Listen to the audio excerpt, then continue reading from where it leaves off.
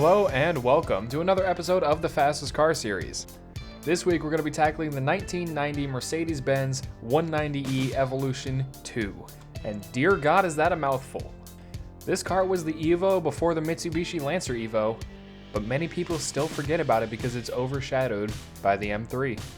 Alright, now before we get into things, how about you remember to hit that like and subscribe? So that way I know you like what you're seeing, and so that way you can stay up to date on whatever it is I'm posting. Alright, now let's see what this car can do on the course.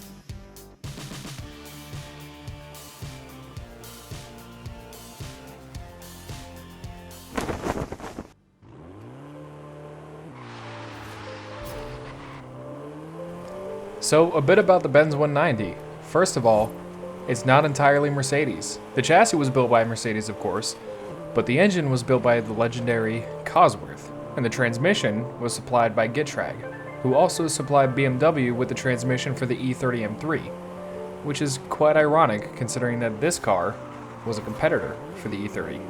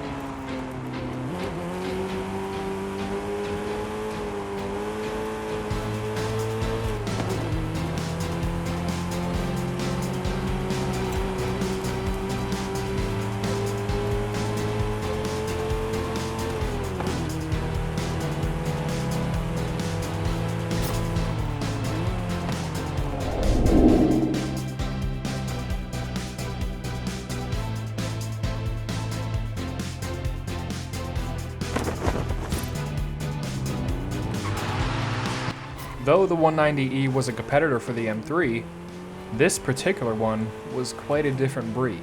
The 190E Evolution 2 is what many like to call the homologation specialty, which basically means it's a road legal version of the track car.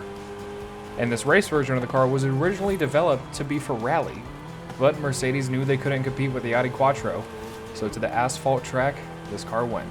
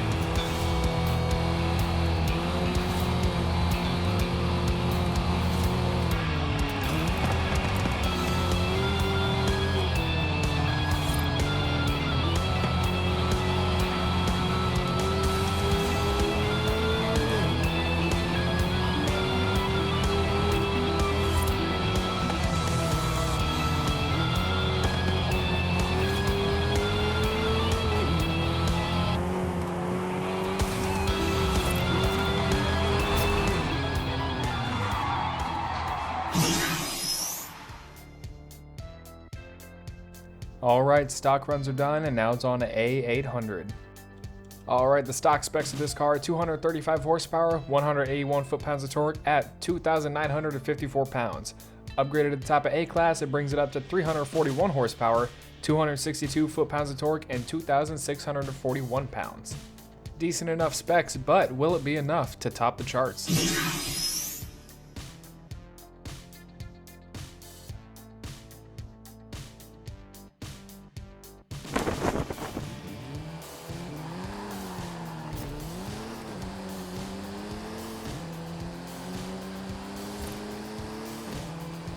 The 190 Evo 2 had an adaptive suspension that you could control from the car. You could raise it, lower it, etc. Which doesn't sound surprising today, considering anything with a price tag above $35,000 has that. But remember, this is 1990. One of the few other cars of that decade to have similar was the Mitsubishi 3000 GT VR4, and that was in 1999.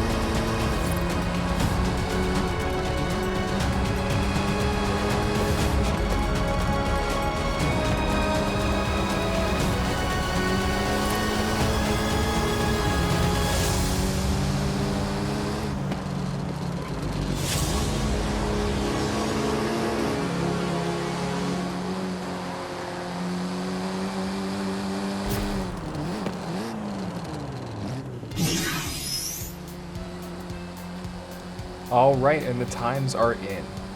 In the stock category, the Mercedes takes third place in both uphill and downhill, with an uphill time of 3 minutes and 1.40 seconds, and a downhill time of 2 minutes 50.01 seconds.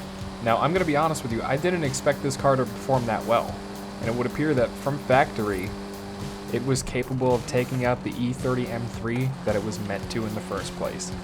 Now, for the A800 category, I don't think you guys are ready for this because this car takes first place in both with insane times. It has an uphill time of 2 minutes and 26.52 seconds and a downhill time of 2 minutes 21.12 seconds. That is over a full second faster than the BMW in the downhill and 2 seconds faster, almost, than the F-150 in the uphill, which is mind-blowing. I couldn't have thought that if I had like extra time to process. I don't even know, to be honest with you. Before today, recording all this, I had never driven this car, so I had no idea what to expect out of it, and honestly, I am blown away with how amazing it is at A-Class. So for the moment, we have a new champion, and to be honest with you, I don't know if it's going to be taken off the throne anytime soon. But anyway, thank you guys so much for watching this video. If you have any suggestions for what I should race next on this course, let me know down in the comments. Thanks again for watching.